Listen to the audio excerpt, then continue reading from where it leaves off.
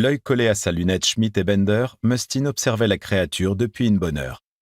Elle s'était approchée du cirque à l'aube, quand les premiers rayons de soleil avaient frappé sa peau translucide, après une lente progression le long des éboulis rocheux, ponctués d'arrêts prudents. Elle flairait les restes de ses semblables, les autres, ceux que Mustin avait déjà abattus. Le sniper effleura sa lunette, corrigea la parallaxe et régla la mise au point. Des conditions idéales, visibilité claire, température agréable, absence de vent. Dans la réticule réglée en x25, la silhouette fantomatique de la créature se découpait sur le gris de la roche fendillée. À cette distance, 2 kilomètres, sa tête était à peine plus grosse qu'un grain de sable. S'il ne tirait pas tout de suite, il lui faudrait rajuster son angle de visée.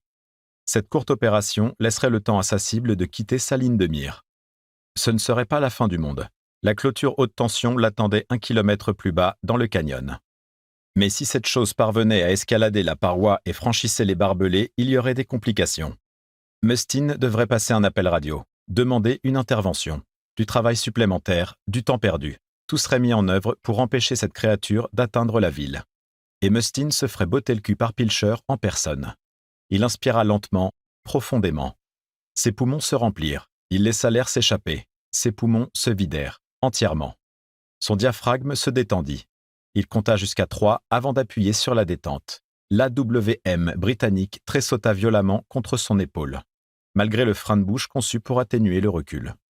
Mustin se ressaisit, puis repéra immédiatement sa cible dans l'œil de la lunette, toujours accroupi sur un rocher plat en bas du canyon. Merde!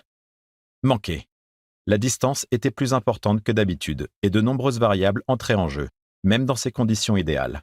La pression, l'humidité, la densité de l'air, la température du canyon. Même la forme de Coriolis, la rotation de la Terre. Mustin avait espéré tout prendre en compte, mais la tête de la créature expulsa dans un brouillard rose. Il sourit. Il avait fallu un peu plus de 4 secondes pour que la balle 338 Lapua Magnum atteigne sa cible. Sacré carton. Mustin se redressa. Il étira ses bras loin au-dessus de sa tête. La matinée s'éternisait. Un ciel bleu acier, pas un seul nuage en vue.